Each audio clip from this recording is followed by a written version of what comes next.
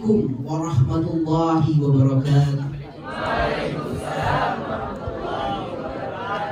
Alhamdulillah, alhamdulillah, wassalatu wassalamu ala asrofil anbiya'i wal mursalin wa ala alihi wa sahbihi ajma'in, amma ba'du. Pertama-tama marilah kita panjatkan puji dan syukur atas kehadiran Allah Subhanahu wa ta'ala, yang dengan kehadirannya memberikan kita berkah dan hidayah sehingga kita dapat berkumpul dan beraktivitas dengan baik serta dalam keadaan sehat walafiat. Salawat serta salam kita junjungkan kepada Nabi kita, Nabi besar baginda Nabi Muhammad sallallahu alaihi wasallam. Allahumma salli alaihi wa ala alihi,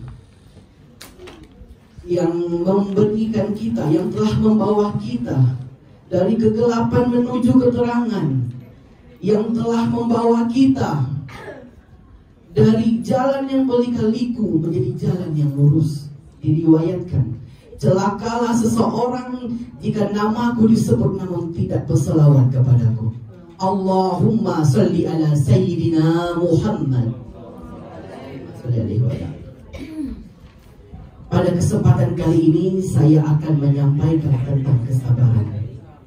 Sabar berarti al-habsu, menahan diri, menahan emosi, menahan dari keinginan, serta bertahan dalam kondisi sulit dengan tidak mengeluh.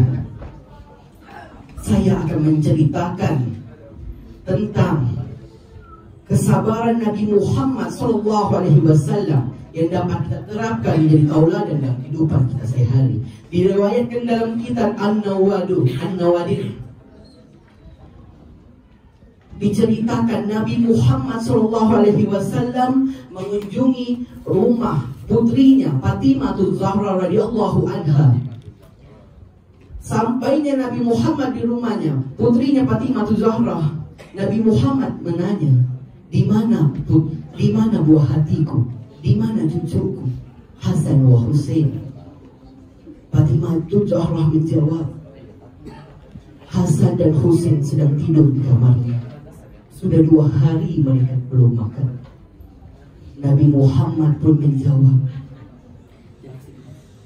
ayahmu ini, bapakmu ini sudah 3 hari belum makan, sembari menunjukkan perutnya yang diikat dengan batu, yang artinya Nabi Muhammad pada saat menahan laparnya selama 3 hari dengan cara mengikat dengan batu. Nabi Muhammad melihat putrinya Fatimah Zahra dan cucunya Hasan dan Husain kelaparan. Nabi Muhammad SAW tidak marah, tidak bertanya di mana Ali bin Abi Thalib, kenapa dia tidak menafkahi anak bini dan istrinya. Lalu Nabi Muhammad pun keluar dari rumahnya Fatimah Zahra sembari berjalan mencari solusi.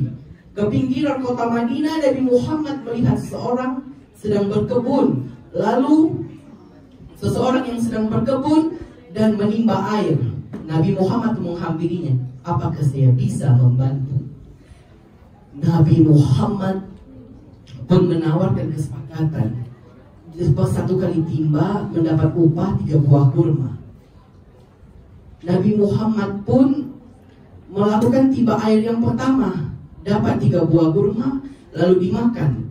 Karena memang sudah syariatnya, jika kita tidak makan selama 3 hari, maka kita kenyangkan dulu perut, kita makan.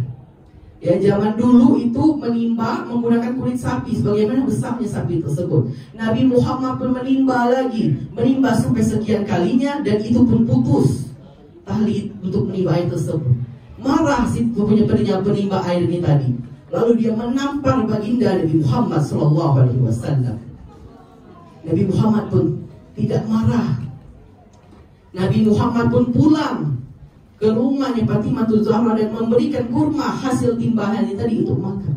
Mereka makan dengan berkah, segar rasanya, berkah. Sementara kita makan 1 mangkuk nasi pun 3 jam kemudian pun sudah lapar kembali. Akhirnya Si tukang kebun ini tadi pun tersadar atas perbuatannya. Dia ini bukan orang Islam. Dia sadar dengan perbuatannya, apakah ini jangan-jangan Nabi yang disebutkan. Dia pun ketakutan. Lalu dia mengambil pedang dan memotong tangan kanannya, tangan yang digunakan untuk menampar Nabi tersebut. Karena zaman dulu ini dipotong tidak menggunakan bius, darah pun itu bertujuan, dia lemas. Datang seorang musafir lewat yang kebetulan sahabat Nabi Muhammad SAW menghampirinya. Ada apa? Lalu sebuah kebun menceritakan begini-begini, dia menampar Nabi Muhammad tadi.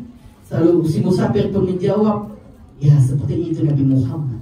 Lalu musafir tersebut membawa si tukang kebun ini tadi ke rumah Nabi Muhammad. Namun Nabi Muhammad tidak ada di rumahnya. Dicari tahu Nabi Muhammad berada di rumah Fatimah Zahra. Lalu pun mereka menghampiri rumahnya Fatimah Zahra dan Nabi Muhammad. Dan si musafir ini tadi pun mengetuk, mohon maaf ya. Lalu si musafir ini tadi mengetuk rumahnya Fatimah Zahra. Lalu diceritakanlah bahwa si tukang kebun ini memotong tangannya karena ketakutan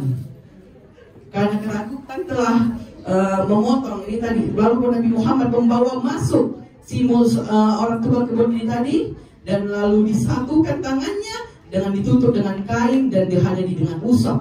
Tangan kanan tersebut pun kembali dengan utuh dan lebih baik daripada tangan kirinya, jauh lebih bagus. Di sini kita melihat betapa sabarnya Nabi Muhammad yang sudah 3 hari belum makan, namun tetap sabar. Jika Nabi Muhammad mau, dia hanya perlu menunjukkan tangannya ke surga, maka makanan itu tidak. Namun Nabi Muhammad tidak melakukan itu karena ingin memberikan tauladan kepada umatnya. Bagaimana sabarnya Fatimah Zahra yang menahan lapar 3 hari karena tahu bahwa Ali bin Abi Thalib pun sudah berusaha namun tidak mendapatkan hasil. Akhirnya Fatimah namun tidak mendapatkan hasil, dan Nabi Muhammad sudah direwetkan dilempar menggunakan batu, namun tidak pernah marah.